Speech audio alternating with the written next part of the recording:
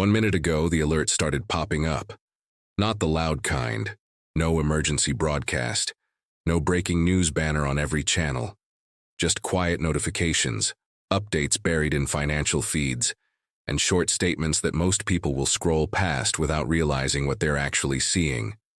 A new banking rule begins Monday, and like most major financial changes, the impact won't be obvious on day one, but the effects could ripple through the system for months, maybe years.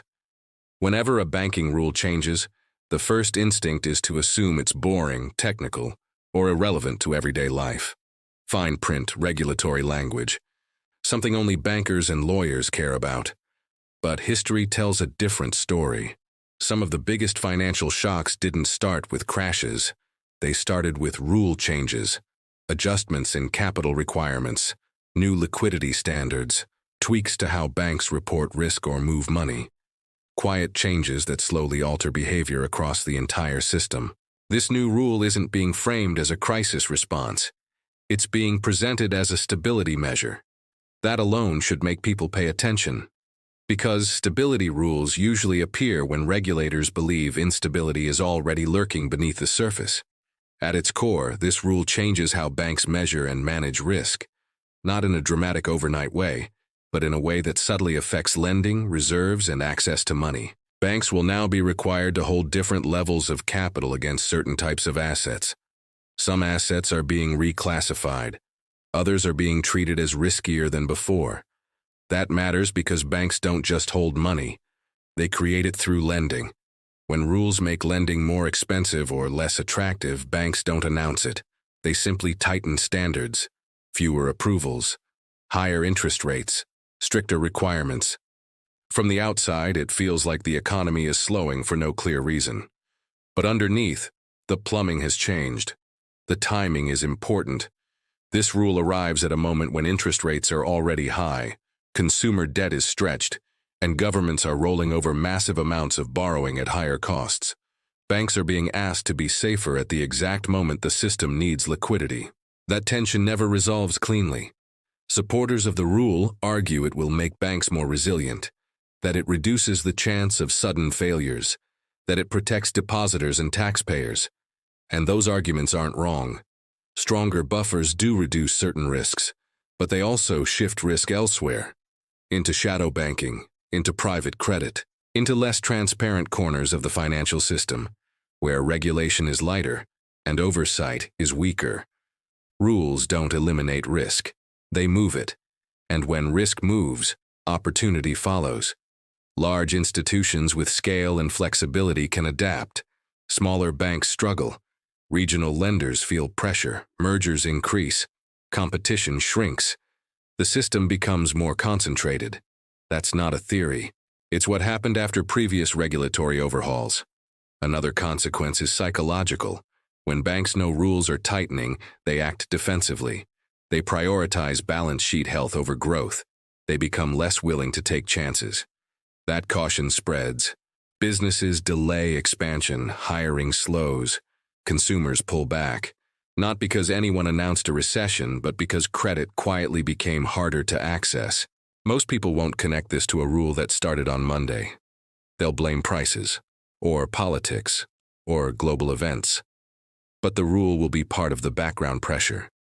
There's also the messaging gap. Regulators tend to communicate in reassuring language. They emphasize strength, preparedness, and confidence. That's intentional. Financial systems run on trust. But trust doesn't require transparency. It requires calm. And calm often comes at the expense of clarity. So, what aren't they telling you? They aren't emphasizing how these rules interact with everything else happening at the same time. Rising defaults, commercial real estate stress, government borrowing needs, geopolitical uncertainty. When you stack pressures, even small rule changes can have outsized effects. They also aren't highlighting who benefits most. When regulation increases complexity and compliance costs, the biggest players gain an advantage. They have the teams, the systems, and the capital to adjust. Smaller players don't. Over time, money flows upward, toward institutions that can navigate the rules instead of being constrained by them. This doesn't mean the rule is malicious. It means the system responds predictably to incentives. Another under-discussed effect is on deposit behavior. When banks adjust balance sheets, they sometimes become less aggressive in attracting deposits. Rates offered to savers may lag behind market rates. That pushes money into money market funds and alternative products. Again, not announced, just felt. Money doesn't disappear, it relocates. The phrase "starts Monday" sounds dramatic, but the real story is what happens after Monday. The slow adjustments, the internal meetings, the revised lending criteria, the emails customers never see, the deals that quietly don't happen. And here's the part that always catches people off guard. By the time the impact becomes visible in economic data, the rule has already done its work. Analysts will debate causes, commentators will argue over narratives, but the foundation will already have shifted. This is why paying attention to regulatory changes matters more than reacting to market headlines. If you're an everyday consumer, you might notice it as slower loan approvals or stricter terms. If you're a small business owner, it might show up as higher costs or reduced credit lines.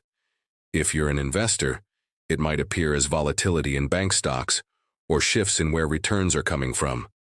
None of this happens overnight, and that's exactly why it works. Financial systems don't like sudden change. They adapt gradually. Regulators know this. That's why rules are often phased in, framed as technical, and announced quietly.